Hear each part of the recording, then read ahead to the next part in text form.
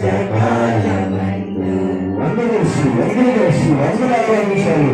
చేతులు చాలా మంది ఆరాధన చేయకూడదు, చేతులు మాత్రమే ఉండాలి.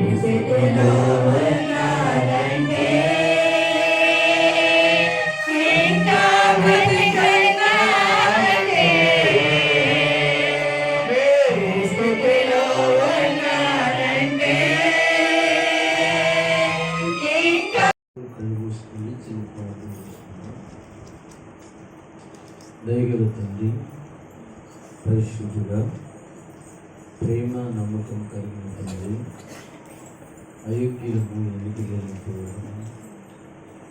తండ్రి, ఎందుకు పనికిరానంటే వాడము తండ్రి అని పిలవడానికి యోగ్యత లేనట్టు వాడము ఈరోజు నీ సన్నిధిలో ఆయన సజీవుడిగా ఉంచినందుకు స్తోత్రాలు.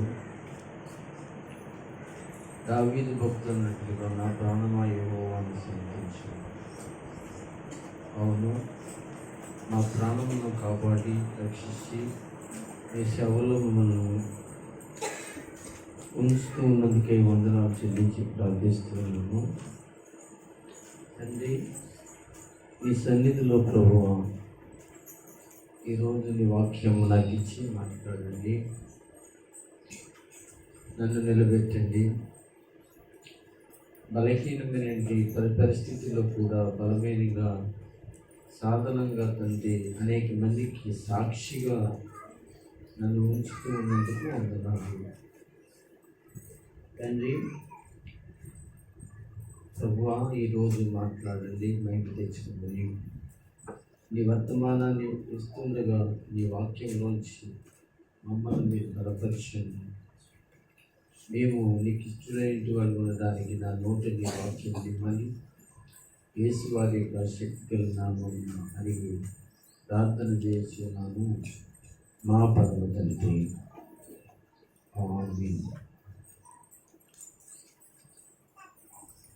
మంచిది. దేవుని యొక్క బిడ్డలారా, ఈరోజు మరొక ఆదివారాన్ని దేవుడు మీకును అలాగే నాకును ఇచ్చినందుకు ఆయనకు మహిమ. ఎందుకంటే ఒకరోజు ఆయన మనకి ఇచ్చినట్టు అని అంటే ఆ రోజు మంది కాదు. అసలు చెప్పాలి అంటే వారంలో 8 రోజులు, 8 రోజుల్లో అనగా రోజుకి 24 గంటలు, 24 గంటల్లో అనగా నిమిషాలు ఎన్నో ఉన్నాయి. ఈ విధంగా ప్రతి నిమిషం, ప్రతి గంట, ప్రతి రోజు ఆయనవని ఆయన మనకిస్తున్నాడని మనము నమ్మాలి. మీకు ఆలోచన వస్తుందో లేదో నాకు తెలియదు, కానీ నాకు ప్రతి రోజు ఇప్పుడే కదండి, ఎప్పుడైనా సరే ఎప్పుడైనా కాదు, ఎప్పుడైనా సరే రోజుని, గంటని, నిమిషాన్ని దేవుడు ఇస్తేనే మనం భూమి మీద ఉండగలుగుతాం. అలాంటి రోజుని, గంటని పాడు చేసేటువంటి వాళ్ళు ఎంతోమంది లేక మానలేదు. ఒకవేళ మనలో అటువంటి వాళ్ళు ఉన్నా కానీ గుర్తించాలి. ఈరోజు దేవుడు మనకి ఇచ్చాడంటే పాడు చేసుకోకూడదు అనే విషయాన్ని మనము జ్ఞాపకం పెట్టుకుని ఎందుకంటే కనుక ప్రియులరా, ఈ రోజున మరొక ఆదివారాన్ని యేసుక్రీస్తు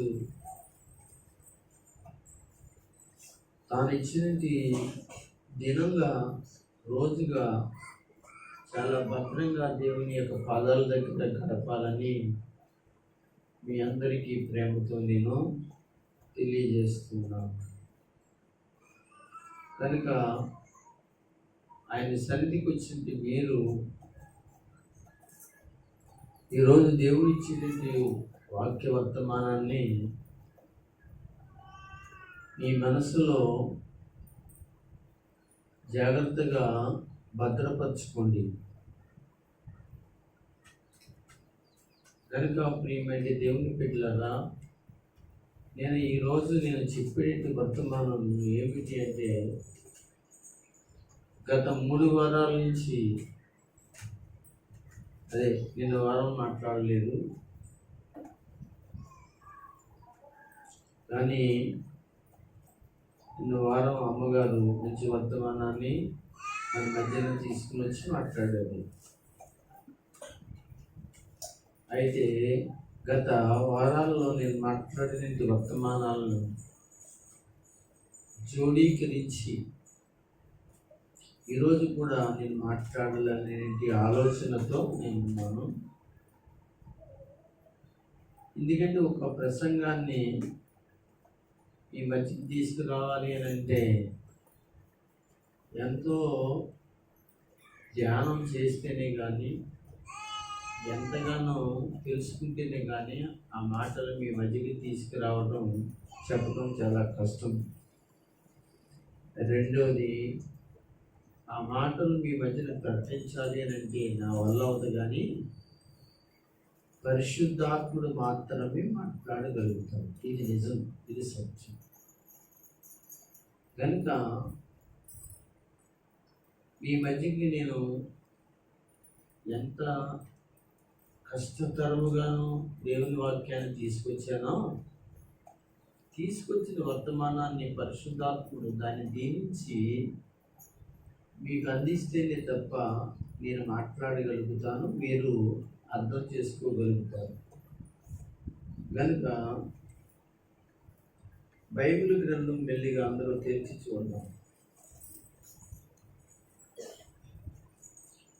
ఒకసారి మనము ఆది కాండంలోనికే వెళ్దాం. ఆది కాండంలో దానికి ముందుగా ద్వితీయోపదేశ కాండం చదువుకోవాలి. మనం మూలవాక్యం అదే కదమ్మా. 15వ అధ్యాయము 4వ వచనం కదండి. నీవు స్వాధీనపరచుకున్నట్లు నీ దేవుడైన యెహోవా నీకు స్వాస్థ్యముగా ఇచ్చుచున్న దేశములో యెహోవా నిన్ను నిశ్చయముగా ఆశీర్వదించును. చాలండి, ఇదే కదా మన అంశం. దేవుడు నిన్ను నిశ్చయముగా ఆశీర్వదించును. దేవునికి మహిమ కలుగునుగాక. ఏమండి, ఈ సమయంలో మనము ఒక అర్ధగంట, ఒక 40 నిమిషాలు దేవుని మాటలు మనం వినడానికి ఇష్టపడదాం. ఏమిటి అంటే, దేవుడు నిన్ను నిశ్చయముగా ఆశీర్వదించాలి అనే దాని గురించి మనం చెప్పుకున్నప్పుడు గతించినవి ఏవైతే ఉన్నాయో వాక్యాల్లో అన్నీ కూడా మీకు జ్ఞాపకం ఉన్నాయని అనుకుంటూ నేను ముందుకు వెళ్ళిపోతున్నాను. నోవాహు కుటుంబాన్ని మనం జ్ఞాపకం చేసుకుని, నోవాహు కుటుంబాన్ని మన ముందు పరిశుద్ధాత్ముడు పెట్టి ఆయన ఏం మాట్లాడాడంటే, నువ్వు నీ కుటుంబము అంటే నీ పిల్లలు నిశ్చయముగా ఆశీర్వదించబడాలి అంటే ఏం చేయాలి అనేటి వర్తమానాలు మనం వింటూ వచ్చాం కనుక పరిశుద్ధాత్ముడు ఇంకను నోవహు కుటుంబం నుంచి మనకి ఎన్నో నేర్పించాలని మన మధ్యన ఆయన కోరుకుంటున్నాడు. ఎందుకంటే ఈరోజు నిన్ను నీ పిల్లలను ఆశీర్వదించాలనేదే దేవుని యొక్క ఆలోచన. మీరందరూ జాగ్రత్త ఇక్కడ ఉండి మీ మనసులన్నీ కూడా నా వాక్యంపై పెట్టి పరిశుద్ధాత్ముడు ఏం చెప్పాలనుకున్నాడో ఆ మాటలు వింటే మీరు కూడా ఆశీర్వదించబడతారు. ఆశీర్వదించబడటానికి చేయవలసినవి ఏమేమిటో కూడా మనం నేర్చుకున్నాం. నోవహు కుటుంబం నిందారహితులుగా ఉన్నారని, నీతి మంతులుగా ఉన్నారని, దేవునితో నడుచుకున్నారని, దేవునిని ఆరాధించారని,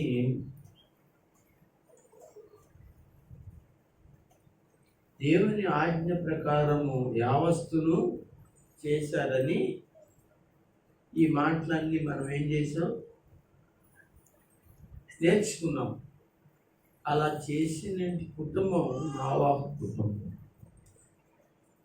ఆ కుటుంబంలో ఉన్నట్టు తన యొక్క పిల్లలు, కోడళ్ళు, తన భార్య, తను ఏం చేయబడ్డారు అని అంటే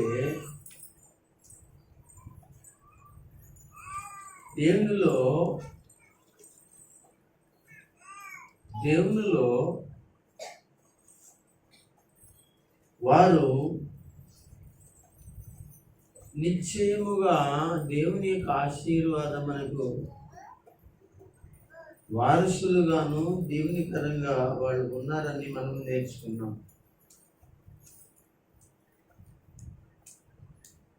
కనుక ఈరోజు నోవహు కుటుంబం ఏం చేసింది అనే దాని గురించి మనం చూసుకున్నప్పుడు ఆదికాండంలోనే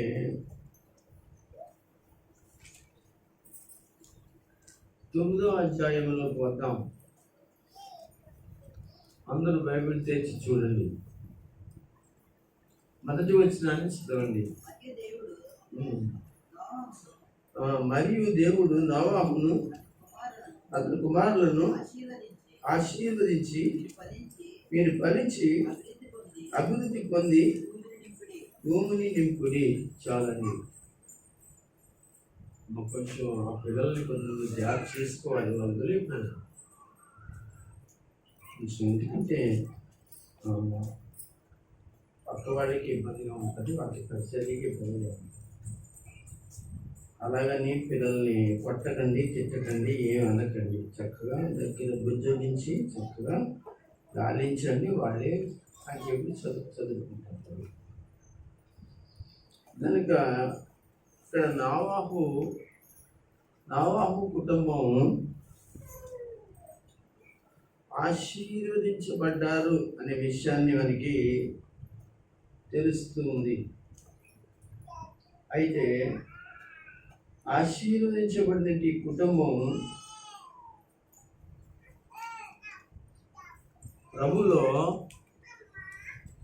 ప్రభులో వారు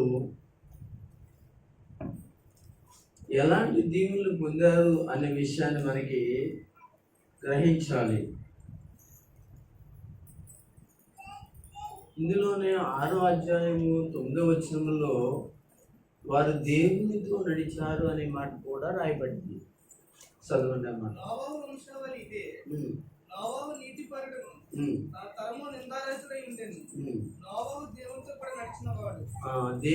నోవహు దేవునితో కూడా నడిచిన వాడు అంటే మీరు అక్కడ ఎవరిని తీసుకోవాలి? నోవహును తీసుకోవాలి, తన భార్యను తీసుకోవాలి, అలాగే తన కోడళ్లను, తన యొక్క కొడుకులను కూడా తీసుకోవాలన్నమాట. యావత్తు ఆ కుటుంబం అంతా కూడా, వాడి ఫ్యామిలీ అంతా కూడా దేవునిలో నడుచుకున్నారు.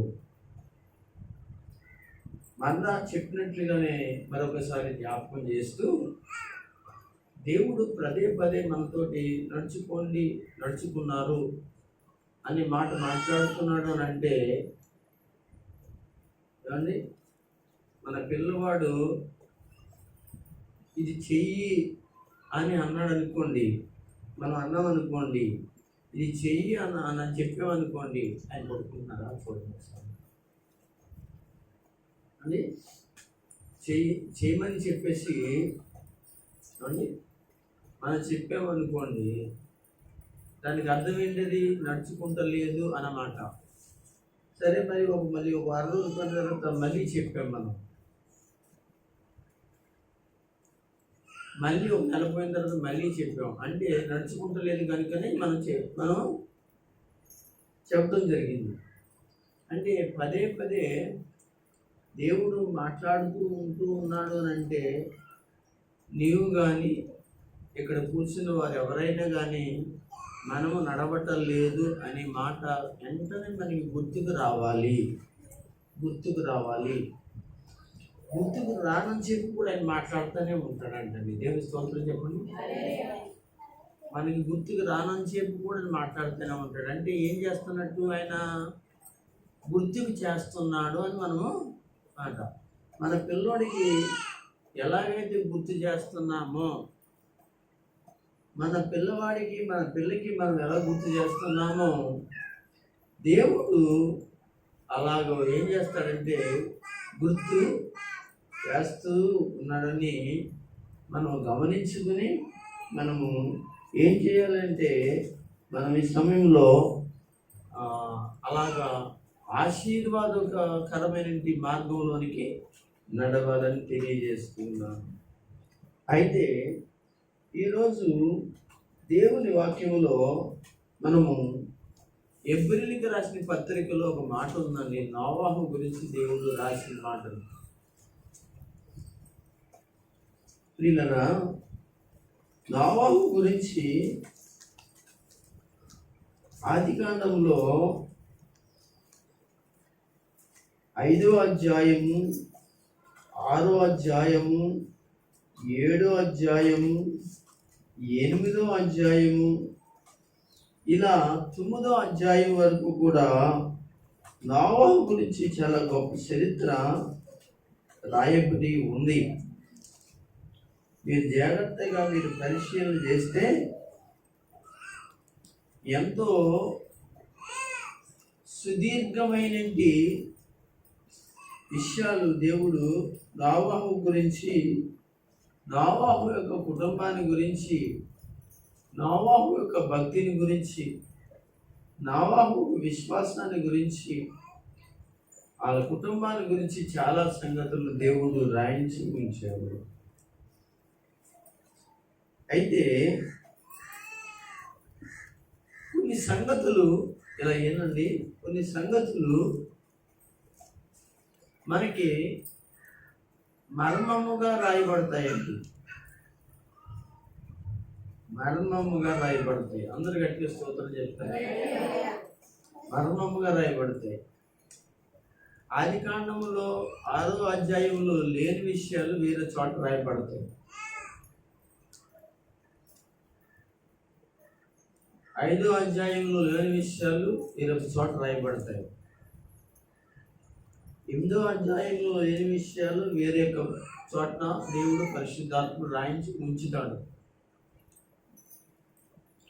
ఇలాగా నోవాహు జీవితంలో కాలములో జరిగిన సంఘటనలు కొన్ని పరిశుద్ధాత్ముడు ఏం చేస్తాడంటే వేరొక చోట రాయించి ఉంచుతాడు. అందరూ స్తోత్రం చెప్దాం.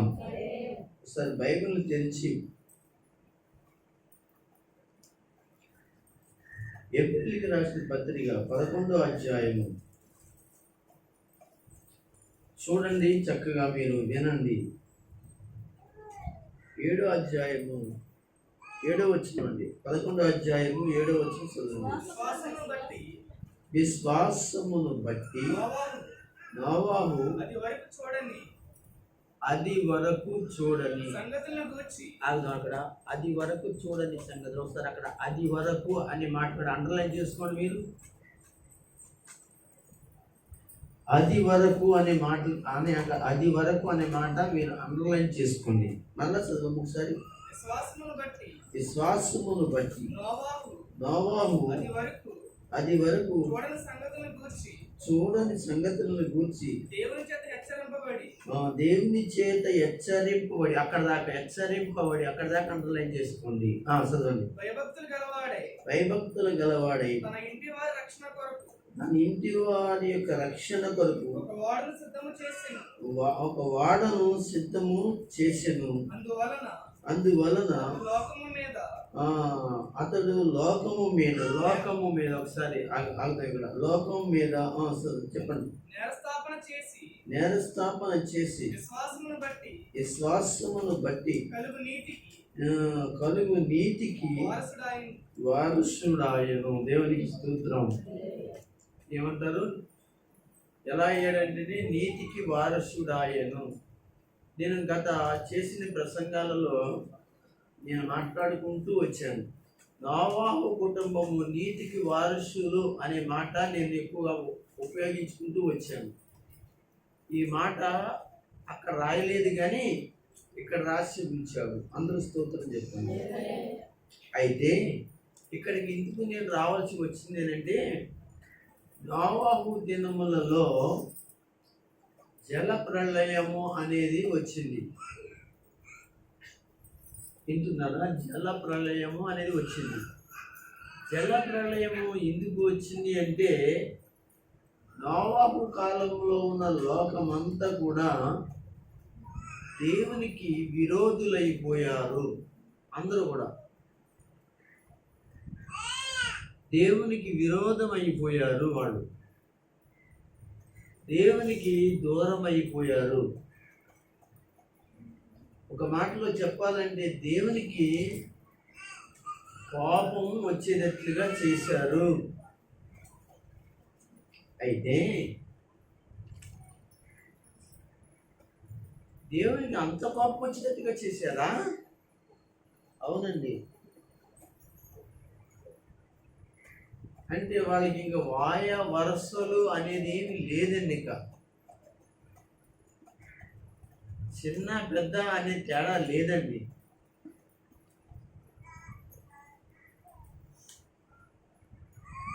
చిన్న పెద్ద అనేది ఇంకా తేడా లేదు.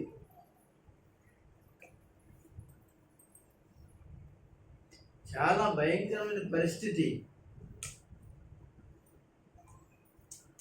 మీకు బాగా అర్థం అవ్వాలి అని అంటే, ఆదికాండంలో ఇరువురు జాగ్రత్తగా జలప్రళయం వచ్చేసిన తర్వాత, చచ్చిపోయిన తర్వాత దేవుడు మళ్ళా లోకాన్ని ఉద్వదింప చేయడానికి దేవుడు కృప చూపి మళ్ళీ నోవాహు కుటుంబం ద్వారా విస్తరింప చేసిన జనం ఉన్నారు చూసారా?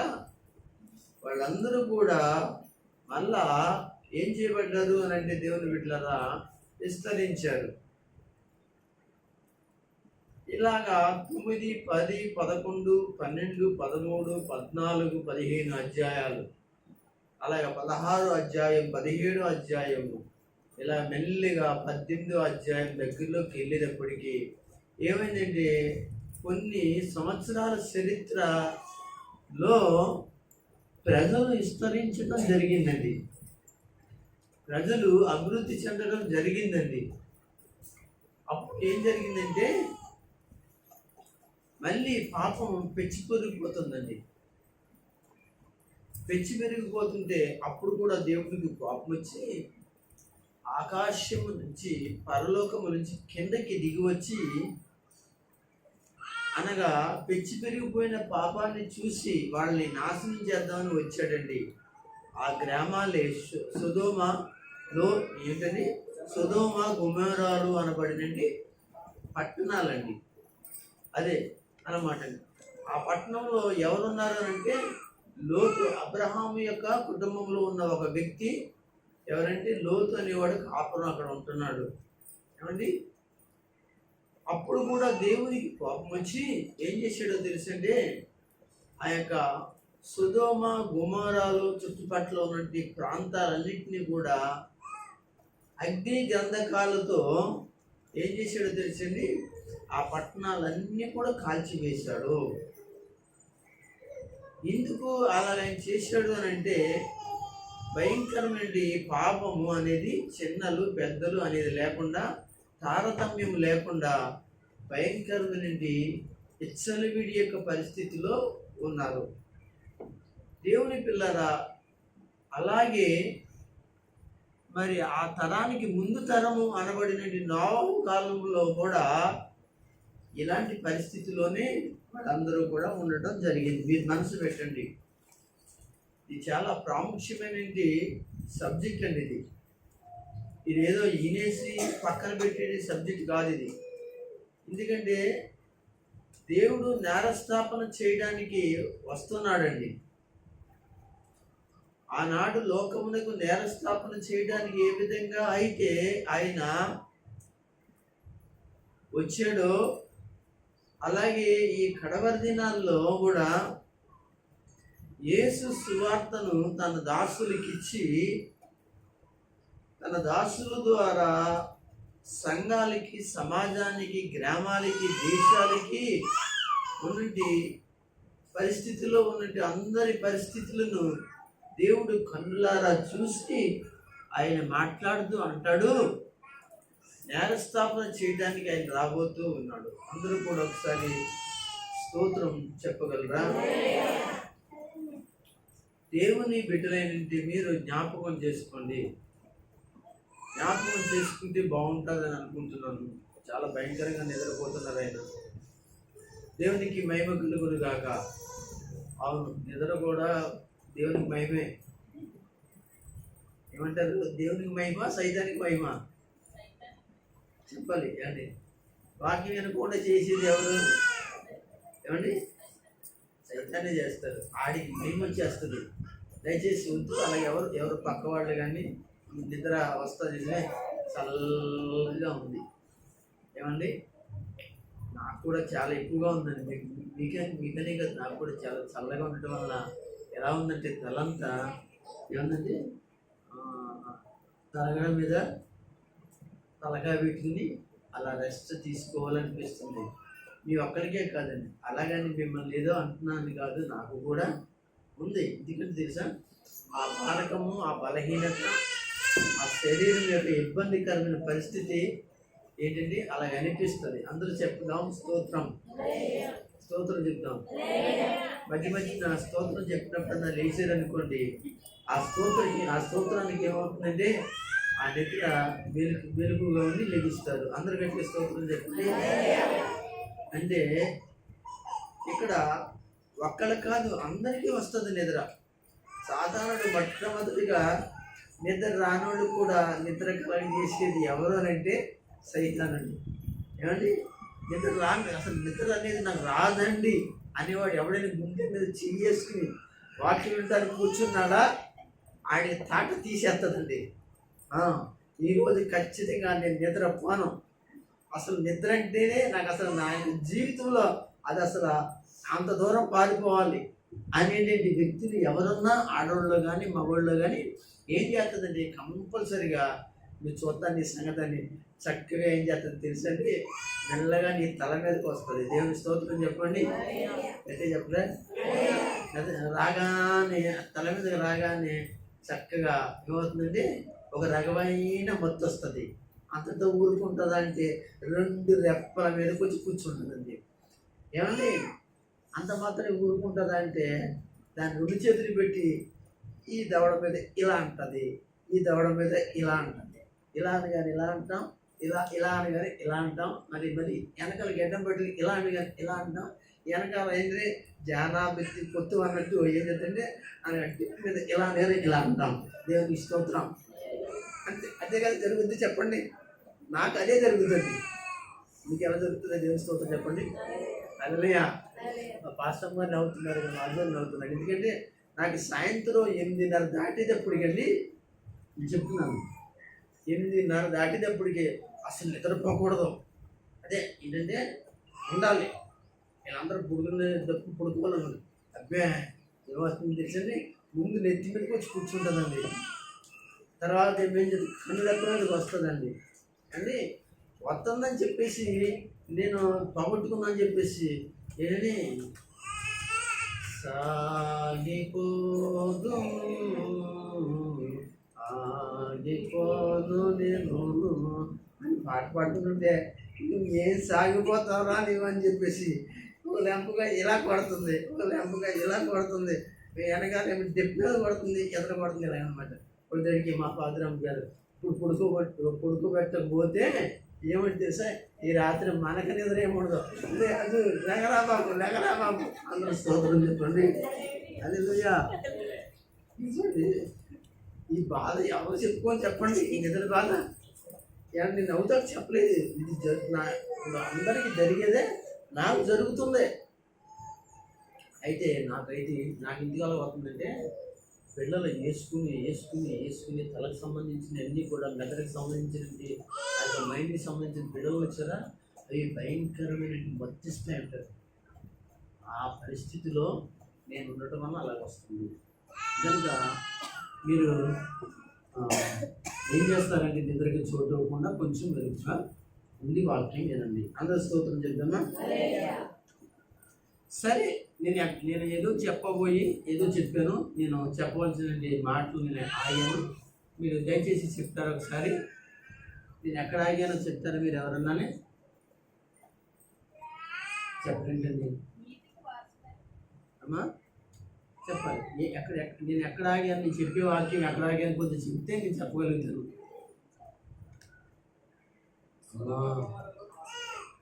కొంచెం గట్టిగా చెప్పు, నన్ను చెప్పింది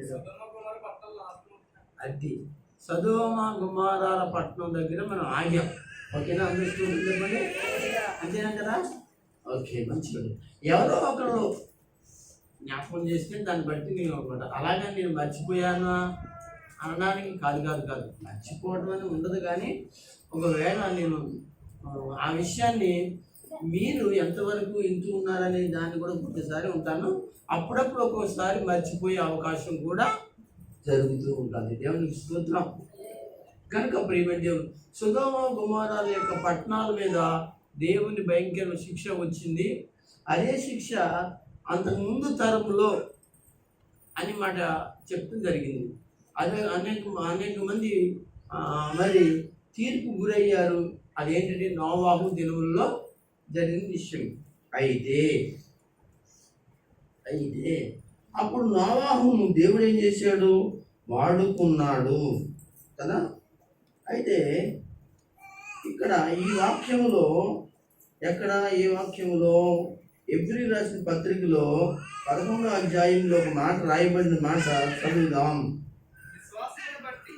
విశ్వాసమును బట్టి నోవాహు అది వరకు చూడని సంగతులు. దేవునికి స్తోత్రం. నోవాహు చూడని సంగతులటండి దేవుడు నోవాహు కాలంలో ఏం చేశాడు? నోవాహుకు తెలియజేశాడు. దేవునికి స్తోత్రం.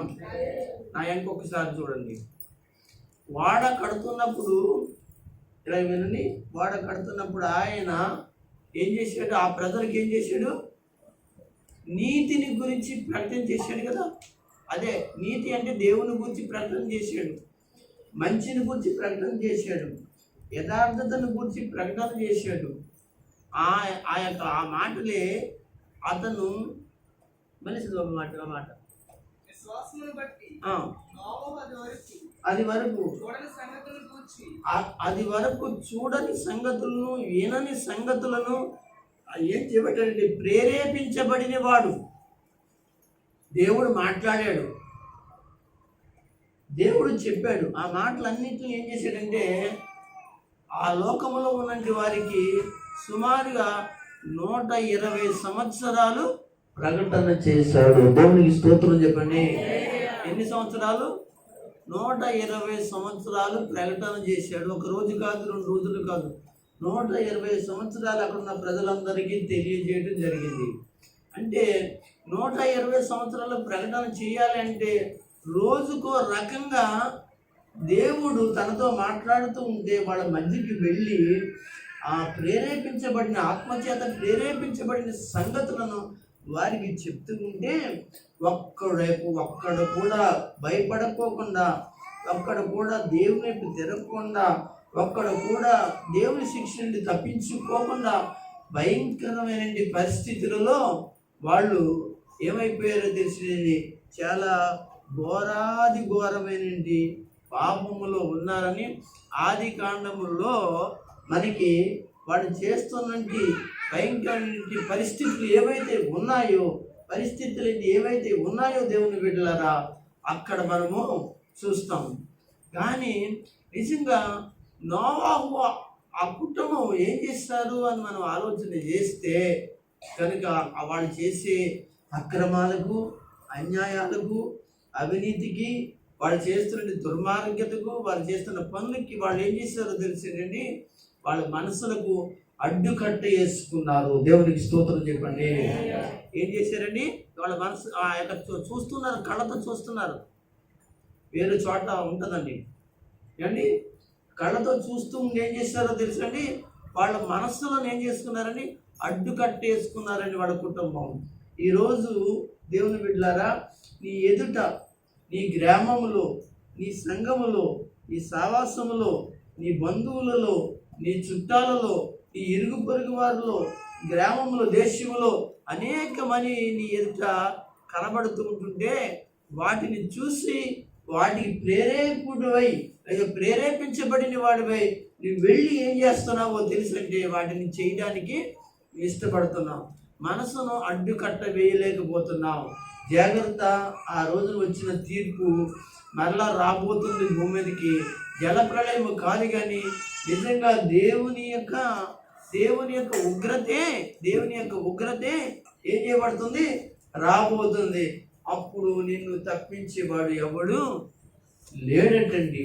నువ్వు ఆ సందులోకి వెళ్ళాలన్నా అండి, ఆ రహస్యమైన చోటలో దాక్కోవాలన్నా, ఈ చోటలో దాక్కోవాలన్నా, నువ్వు చూసినా నువ్వు ఎక్కడికి వెళ్ళినా ఏం చేయబడతావంటే నువ్వు దొరికేస్తావు. దేవుని స్తోత్రం చెప్పండి. ఈ మాట ఎక్కడ ఉందండి? ప్రకటన గ్రంథంలో ఉంటుంది, చదవండి ఒకసారి.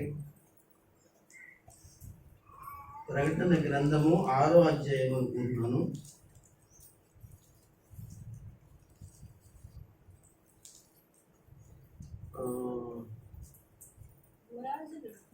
అమ్మా అయి కాదమ్మా, 6వ అధ్యాయం తీసి 15వ వచనం నుంచి చదివేండి కిందకి.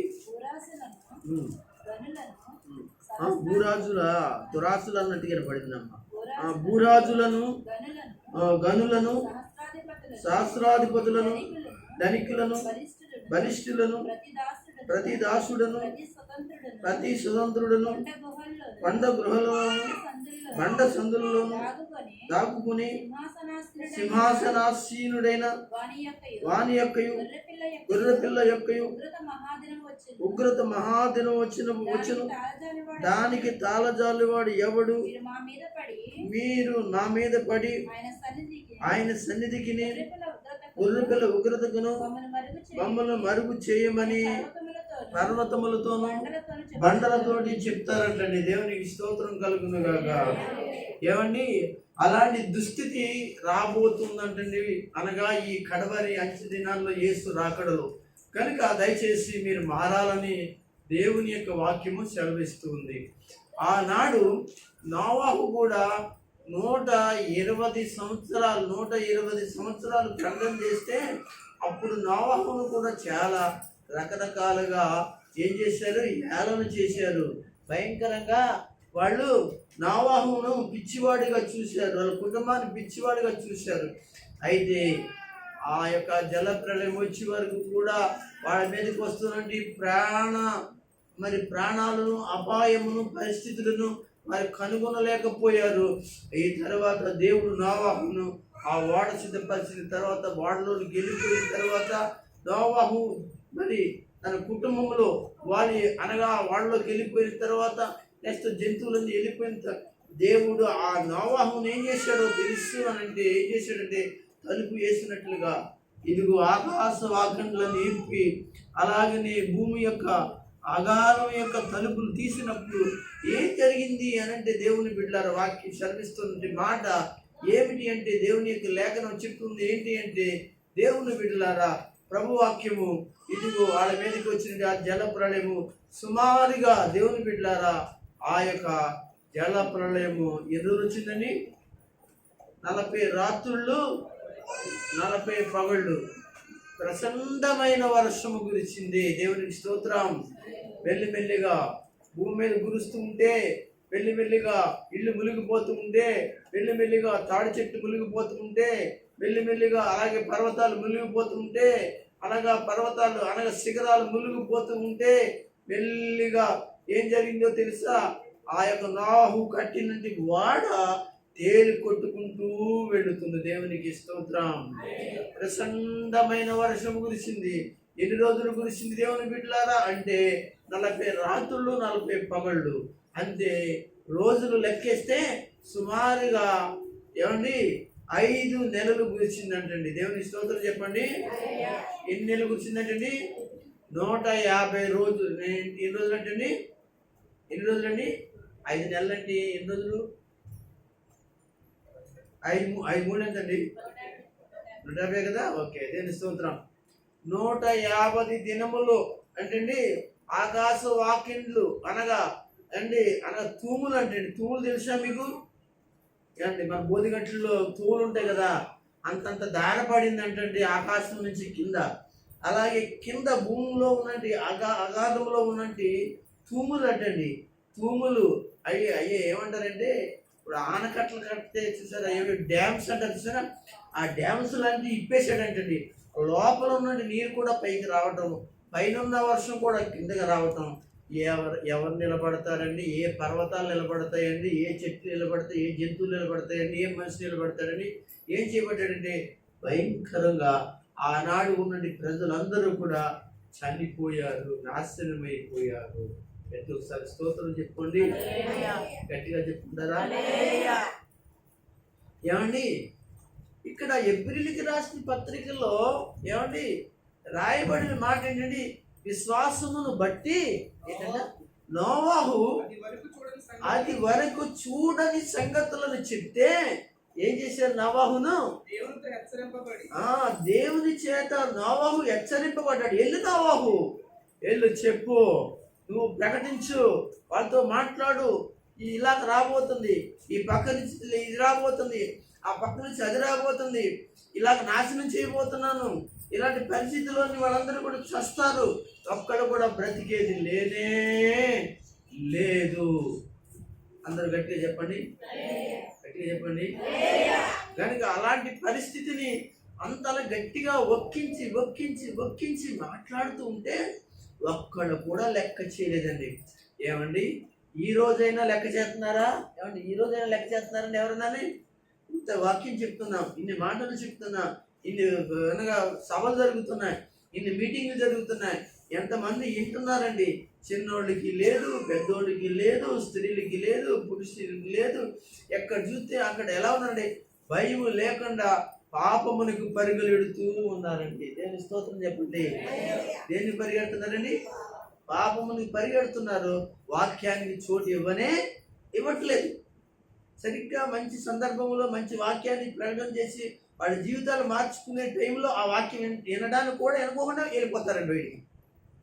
ఇలాంటి పరిస్థితి ఇక్కడే కాదండి, ప్రతి చర్చిలోను ప్రతి మీటింగ్లో కూడా మీరు ఎక్కడే అని చెప్పేసి ఏళ్ళంటే వాళ్ళకి చూసుకోక్కర్లా.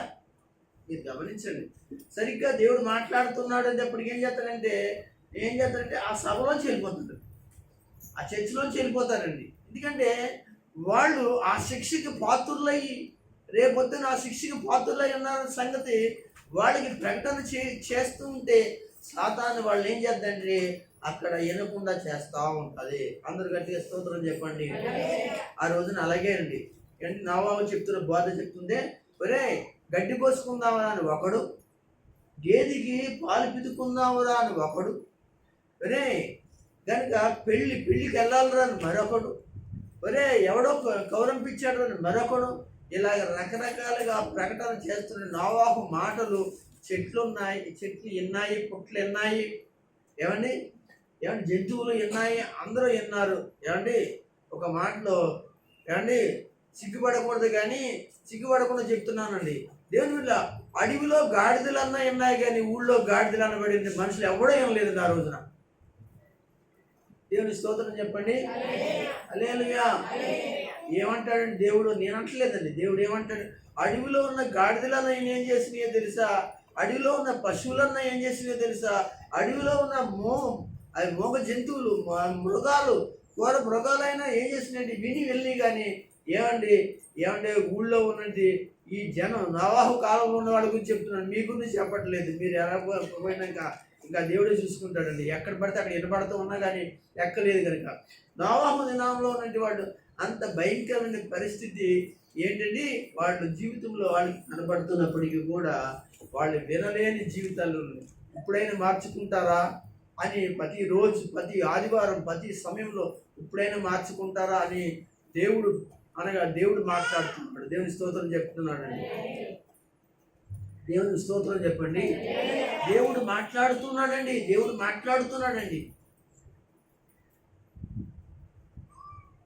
అంతే కదా, దేవుడు కదా మాట్లాడేది. ఇప్పుడు పరిశుద్ధాత్మను మాట్లాడుతున్నాడు. ఇప్పుడు అక్కడ చూడు, విశ్వాసమును బట్టి మనిషి అన్నమాట. అది వరకు చూడని సంగతులు, జరగిన సంగతులను, అనే ఉగ్రతలను, పరిస్థితులను ఏవైతే ఉన్నాయో దేవుడు అతనికి కనబడి మాట్లాడితే హెచ్చరించబడడం అంటే ప్రేరేపించబడి కనబడి మాట్లాడితే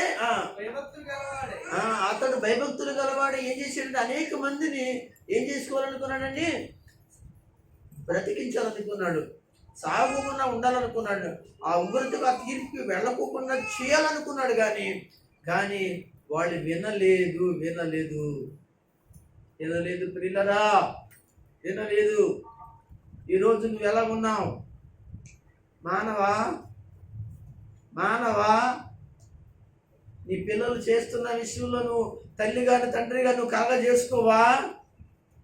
ఆలోచన చేయి. అలాగే అనగా తల్లిదండ్రులైన వారు చేస్తున్న దానిలో పిల్లలు కలగ చేసుకోవడం అనేది తప్పేమి లేదు. తప్పు విషయంలో చెప్పొచ్చు, తప్పు విషయంలో ఖండించవచ్చు, తప్పేమి లేదు. మంచి విషయంలో చెప్పడంలో అనగా చిన్నోడు పెద్దోడు అని ఏమి తేడా లేదు, చెప్పొచ్చండి. కనుక మీకు హెచ్చరించబడట్లేదా? దేవుడు తన దాసుల ద్వారా మాట్లాడుతూ హెచ్చరిస్తున్నాడే. తన దాసుల ద్వారా దేవుడు మాట్లాడుతున్నాడే. నీకు కళ్ళకి కనబడుతున్నది ప్రతిదీ పాపము అనగా కనబడుతుంటే నువ్వు అనగా చూసి నీ కళ్ళు మూసుకుంటే దేవుని ఉగ్రత నీ ఇంటి మీదకి రాబోతుంది, నీ తండ్రి మీదకి రాబోతుంది, అనగా నీ అన్న మీదకి రాబోతుంది, నీ అక్క మీదకి రాబోతుంది, నీ చెల్లి మీదకి రాబోతుంది, అలాగే నీ భార్య మీదకి రాబోతుంది, నీ తల్లి మీదకి రాబోతుంది, నీ కుటుంబం మీదకి రాబోతుంది, నీ అన్నదమ్ముల మీదకి రాబోతుంది. కనుక అటువంటి పరిస్థితిని గురించి నోవాహు ఎంతగా మున్నీరై అనగా ఎంతో వేదన కలిగి దుఃఖము పడి ప్రేరేపింపబడి అయ్యిలారా రండి అని పిలుస్తూ ఉంటే ఏం చేశారంటే ఆ ఆహ్వానాన్ని ఏం చేశారో తెలుసా? తునీకరించారని నేను ఈ యొక్క మధ్యాహ్న కాలం ముందు ఈ వాక్యం ద్వారా మీకు నేను ప్రకటిస్తున్నాను. ప్రేరేపింపబడ్డాడు, ఆత్మచేత ప్రేరేపింపబడ్డాడు. ఏమండి, నాకు ఆరోగ్యం ఉందా? నాకు ఏమైనా బలం ఉందా? నేను చెప్పే శక్తి ఉందా? ఏమీ లేదు. అయితే దేవుడు నన్ను ప్రేరేపింపజేసి ఏం చేస్తాడంటే సమాజానికి అనగా ప్రజలకు, ఇదిగో ఇక్కడ నుండి జనాలకి, ఇక్కడ నుండి అనగా సంఘానికి అనగా వాక్యము చెప్పి వాళ్ళందరూ నరకలోకి వెళ్లకుండా అనగా నాశనంలోకి వెళ్లకుండా కాపాడబడటం కొరకై ప్రకటన చెయ్యి అన్న. నీ బలహీనతను పక్కన పెట్టు, నీ యొక్క పరిస్థితిని పక్కన పెట్టు అని చెప్తూ ఉంటే వీటన్నిటినీ కూడా ఎవరి నేను ఏం చేశానో తెలుసా? పక్కన పెట్టి భయభక్తులు గలవాడినై, దేవునికి భయభక్తులు గలవాడినై మీ మధ్యన దేవుని వాక్యమును ప్రకటిస్తుంటే ఏంటండి ఆయనే చెప్పుకుంటాడు, ఆయన అవసరత కొరకు చెప్పుకుంటాడు అన్నట్లుగా వీరందరూ ఉన్నారు. ఆనాడు మరి నోవహు దినాల్లో కూడా అలాగే చెప్పుకుంటాడు, ఆయన అవసరత కొరకు చెప్పుకుంటాడు, ఆయన అక్రత కొరకు చెప్పుకుంటాడు, ఆయన కుటుంబం కొరకు అనగా చెప్పుకుంటాడు అన్న టైప్లోనే ఉన్నారు. కాదు కాదు కాదు కాదు దేవుని బిడ్డలారా, ఆ రోజు రాబోతున్న పరిస్థితుల కొరకు నోవహు ప్రేరేపించబడిన వాడై అనగా చెప్పుతున్న సంగతులను ఈ యొక్క రోజు కూడా దైవ సేవకులైన వారు, నాలాంటి సేవకులు ఎంతో మంది ప్రకటిస్తున్నారు, నాలాంటి భక్తి కలిగిన సేవకులు ప్రకటిస్తున్నారు. భయపడరా, భయపడకోకుండా అలాగే ఉంటారా? రాబోతున్న పరిస్థితులకు మీరు తప్పించుకోవడానికి చాలా కష్టమని ఇందాక మనం ప్రకటన గ్రంథంలో చూసుకున్నట్లుగా ఇంకా చాలా ఉన్నాయండి అలా చెప్పుకుంటూ వెడితే. కనుక ప్రియులారా, వాక్య వింటున్న వారులారా, దయచేసి రండి రండి. సారీ, దేవుని మహిమపరచడానికి రెండు చేతుల పైకెట్టి స్తోత్రించండి ప్రియులారా. కనుక ఇలాంటి పరిస్థితుల నుంచి మీరు బయటికి రావాలని ఏమండి ఏ పరిస్థితిని లెక్క చేయకోకుండా, ఏ పరిస్థితుల్ని కూడా మేము అనగా రెస్ట్ అని లేకపోతే ఇంకోటని లేకపోతే అదని ఇదని ఏదో విధంగా మళ్ళీ వారంలోనే వద్దాంలే చర్చిలోకి, మళ్ళీ వారంలో కూర్చుందాంలే అనే టైప్లో లేకుండా ఎందుకు మేము భయపడుతున్నాం? మీలాంటి శరీరం మాది కాదంటారా? మీలాంటి బాధ కాదంటారా? మీలాంటి పరిస్థితులు కాదంటారా? మీలాంటి మనసు కాదంటారా? మీలాంటి ఇబ్బందులు కాదంటారా అని అంటే, మీ ఇబ్బందులే మా ఇబ్బందులు, నాకున్న ఇబ్బందులే మీకు కూడా ఉన్నాయండి, నాకు ఆ విషయం తెలుసు.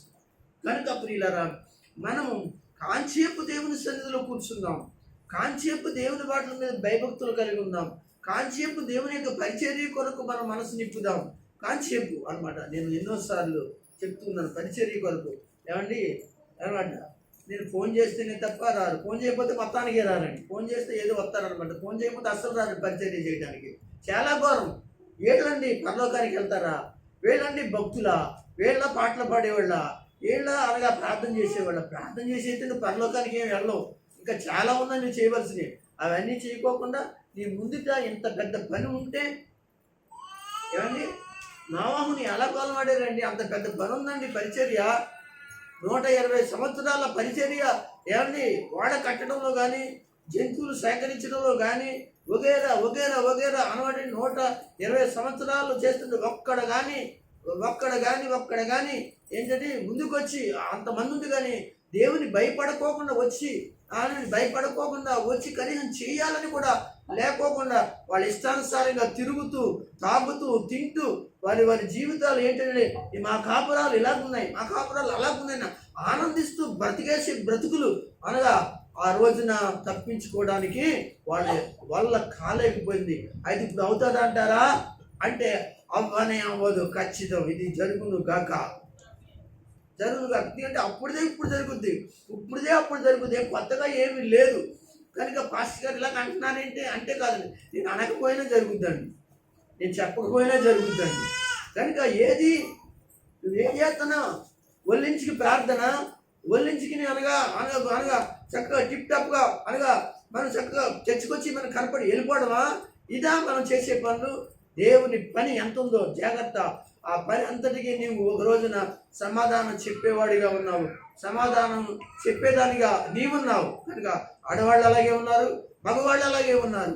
ఒకవేళ చేయాలనుకుంటే అనగా వెనక్కలాగేనండి, ఆడవాళ్ళు లేకమానలేదు, మగవాళ్ళు లేకమానలేదండి. ఏమండి ఈ లోకపరంగా దేవుని బిడ్డలు బయటికి వెళ్ళి అక్కడికి వెళ్దాంరా, ఆ పార్కుకి వెళ్దాంరా, ఏంటంటే ఆ సముద్రం గట్టికి వెళ్దాంరా, ఈ సముద్రం గట్టికి వెళ్దాంరా, అక్కడికి వెళ్దాంరా, ఆ పరిస్థితికి వెళ్దాంరా, అక్కడ అదేదో ఉందంటారా, ఇక్కడ ఇదేదో ఉందంటారా అంటే అప్పుడు దాకా మాట్లాడలేని వ్యక్తితో కూడా ఫోన్ చేసి అక్కడ వెళ్ళడానికి ఉంటుంది. కానీ ఏ బాబు ఒకరు కూడా ఫోన్ చేసుకుని రండి అంటే అబ్బాయి మీరే ఫోన్ చేసుకోండి, ఒక సంబంధం లేనట్టుగా మాట్లాడతారండి. జాగ్రత్త, దేవుడు వదులుతాడా? దయచేసి వదలడు. ఇది నా ప్రేరేపణ కాదు, ఇది పరిశుద్ధాత్మ యొక్క ప్రేరేపణ. ఆమెను చెప్పండి గట్టిగా. ఇదిగో తెలుసా, ఇది నా ప్రేరేపణ కాదు ఇది. కనుక నోవహు ప్రేరేపణ అనుకున్నాడు అక్కడ ఉన్న జనము. వాళ్ళ ఇష్టానుసారంగా వాళ్ళ ఉద్దేశానుసారంగా మాట్లాడుతున్నాడు అన్నట్లుగా ఉన్నారు. కానీ ఆ రోజున పరిశుద్ధాత్మ దేవుడు మాట్లాడుతూ ఉంటే అన్నమాట లెక్క లేకుండా ఎవరికి వాళ్ళే ఆ యొక్క చేస్తున్న నోవాహు కుటుంబంలో తన కొడుకులు, తన కోడళ్ళు, తన భార్య, ఏమంటే తను అనగా నోవాహు పరిచర్య, అక్కడ ఓడ పరిచర్య చేస్తూ ఉంటే, జనాల పరిచర్య చేస్తూ ఉంటే నాకు తెలియనట్టుగా వాళ్ళు లేరు. కానీ దేవునికి భయపడి ఆ కుటుంబం భయభక్తులు కలిగి కుటుంబం అంతా కూడా కలిసి ఏం చేశారో తెలుసా? ఆనాడు లోకాన్ని రక్షించుకోవడానికి, ఆనాడు ప్రజలు రక్షించుకోవడానికి, ఆనాడు ఆ ప్రజలను ప్రభు దగ్గర నడిపించడానికి అనగా ఎంత కష్టపడ్డారో మీకేం తెలుసండి. అనగా ఈ రోజున సేవకులుగా ప్రేరేపించబడుతున్న మాకు తెలుస్తుందండి. ఈనాడు వాక్యం అందిస్తున్న దైవ సేవకులకు తెలుస్తుందండి ఈ యొక్క బాధ, కష్టము. మీరు ఎక్కడ ఏమైపోతారో, మీ పిల్లలు ఏమైపోతారో, మీ ఊరు ఏమైపోతుందో, మీ గ్రామం ఏమైపోతుందో, మీ పట్టణం ఏమైపోతుందని సేవకులు ఉపవాసాలు ప్రార్థనలు చేసి, మీటింగులు పెట్టి, ప్రార్థనలు పెట్టి, సేవలు చేసి మిమ్మల్ని అందరిని దేవుని దగ్గర నడిపిస్తూ ఉంటుంటే వాళ్ళు మీరు ఎలా చూస్తున్నారంటే కనీసం అనగా ఒక మనిషిగా కూడా చూసి వారికి సహకరించాలనే ఉద్దేశం కూడా లేకుండా, ఎవడో ఒక దుర్మార్గుడు పనిచేస్తే వాడికి సహకరించడానికి మాత్రం వందల వేల మంది వెళ్ళిపోయి ఏం చేస్తా తెలుసా? గుంపు కూడా వాళ్ళకి సహకరిస్తూ ఉంటారు. దుర్మార్గత కోసం, దుష్టత కోసం, పాపం కోసం, అక్రమం కోసం, అన్యాయం కోసం పరిగెత్తి కూర్చుంటారు. అక్కడ వెళ్ళిపోతారు. ఇక్కడ ఆడోళ్ళు మగోళ్ళు వెళ్ళి కూర్చుంటారండి. కనుక దేవుని బిడ్డలారా, అలాగే ఆ రోజుల్లో కూడా నోవాహు దినాల్లో పరిశుద్ధమైన పని జరుగుతూ ఉంటే, పరిశుద్ధమైన అనగా పరిచర్య జరుగుతుంటే ఒక్కడు రాలేదు. కానీ వాళ్ళు ఎక్కడికి వెళ్ళి కూర్చున్నారో తెలుసా? ఏమండి, ఆనాడు లోకంలోని అలా జుర్రుకుంటుంది, పాపంలోని జుర్రుకుంటుంది, అక్రమంలోని, అన్యాయంలోని ఆ రోజునేంటి అనగా ఆడోళ్ళు మగోళ్ళు ఏం చేస్తారో తెలుసా? ఏం చేస్తారో తెలుసు అంటే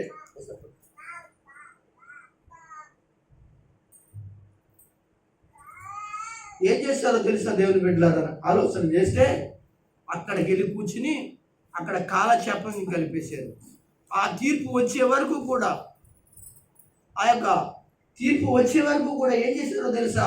వాళ్ళు అలాగే జీవించారు. కానీ ఒక్క రోజును కూడా వాళ్ళు తిరిగి నోవాహు చెప్పిన మాటలు జ్ఞాపకం చేసుకోలేదు. అందరూ స్తోత్రం చెప్పండి. ఈ రోజున సేవకుడు చెప్తున్నట్టు ఏ సేవకుడే కానీ చెప్తున్నా కానీ అనగా వాళ్ళ మనసును తిప్పుకొని ఈ ఒక్కరోజైనా మారతారేమో అని చూస్తూ పేతురు రాజు పత్రికలు చెప్తుంటే వాక్యం చెప్పక్కర్లేదని టైం అయిపోతుంది, ముగిస్తాను. ఏంటో తెలిసింది? దేవుని తీర్పు అంటండి, దేవుని యొక్క తీర్పు అంటండి అండి దేవుని ఇంటి నుంచి ప్రారంభించబడుతుంది అంటున్నాడండి.